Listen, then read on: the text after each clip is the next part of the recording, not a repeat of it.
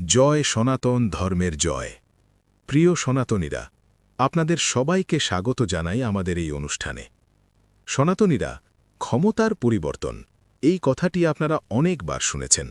কখনো নির্দিষ্ট মেয়াদ শেষ হলে সরকার পরিবর্তন হয়, কখনো সরকার ভেঙে গেলে হয়, কখনো বিরোধের ঝড়ে, কখনো আন্দোলনের ফলে, আবার কখনো সামরিক অভ্যুত্থানের মাধ্যমে ক্ষমতার পালাবদল ঘটে।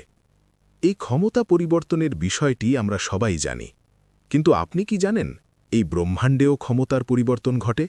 আর সেই পরিবর্তন ঘটে প্রত্যেক যুগান্তরে। যেমন আমাদের দেশে 5 বছরের একটি সরকারি মেয়াদ থাকে, তেমনি এই ব্রহ্মাণ্ডের ক্ষমতার মেয়াদ হল একটি যুগ। একটি যুগ পূর্ণ হলে ক্ষমতার পরিবর্তন হয় এবং নতুন যুগের জন্য নতুন আদর্শের সূচনা হয়। ঠিক এইভাবেই ব্রহ্মাণ্ডেও যখন ক্ষমতার পরিবর্তন হয়, তখন একটি মতাদর্শের অবসান ঘটে এবং নতুন যুগের জন্য নতুন আদর্শ প্রতিষ্ঠিত হয়। সেই আদর্শকে বাস্তবায়িত করার জন্য ব্রহ্মাণ্ড একটি বিশেষ চরিত্রের সৃষ্টি করে, যিনি মানব রূপে পৃথিবীতে অবতীর্ণ হন। তিনি তার আদর্শ দ্বারা সেই যুগের ভিতরে নৈতিকতা ও ধর্ম প্রতিষ্ঠার কাজ করেন।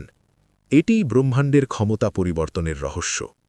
যেমন কলিযুগে কেমন চিন্তাধারা ছড়াবে, মানুষের মানসিকতা কেমন হবে, সমাজে কী ধরনের অবক্ষয় আসবে, এসবের মোকাবিলার জন্য কলিযুগের সূচনাতেই ভগবান শ্রীকৃষ্ণের রূপে এমন এক আদর্শ আমাদের সামনে স্থাপন করা হয়েছে, যার শিক্ষা আজও কলিযুগের অন্ধকারে আলোর পথ দেখায়।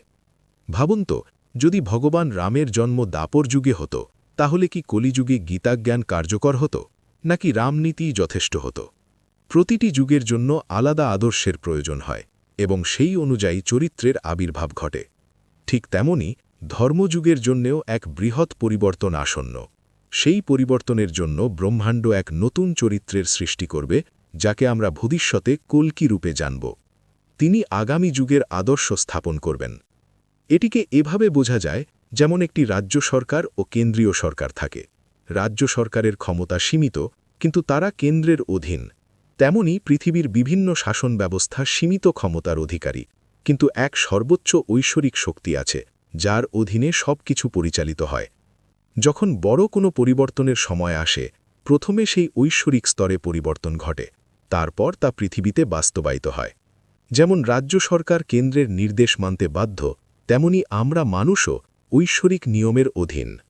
এই গভীর তত্ত্ব বোঝার জন্য প্রয়োজন সনাতন জ্ঞান, সনাতন বিজ্ঞান, সনাতন ধর্ম।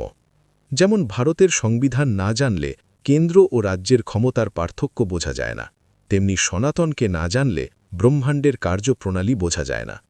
আমরা নিজেদের স্বাধীন মনে করি, কিন্তু আমাদের স্বাধীনতাও এক সর্বোচ্চ নিয়ন্ত্রণের মধ্যে রয়েছে।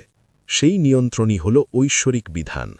আর এখন সেই ঐশ্বরিক স্তরে এক বিশাল পরিবর্তনের প্রক্রিয়া চলছে, যা আগামী যুগের নবনির্মাণের ভিত্তি স্থাপন করবে।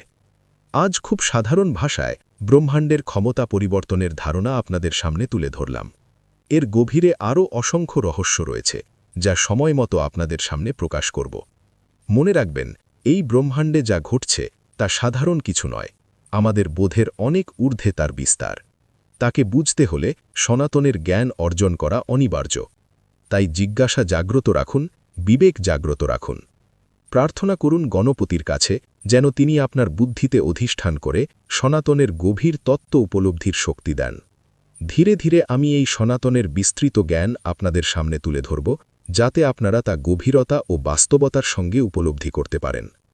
আশা করি আজকের আলোচনা আপনাদের ভবিষ্যতের এক ক্ষুদ্র ঝলক দেখাতে পেরেছে। সামনে আরও অনেক কিছু আসছে। পরবর্তী ভিডিওতে আবার দেখা হবে। ততক্ষণ আমাদের চ্যানেলের সঙ্গেই থাকুন। জয় সনাতন ধর্মের জয়, জয় ধর্মযুগের জয়, জয় সনাতন বিশ্ব।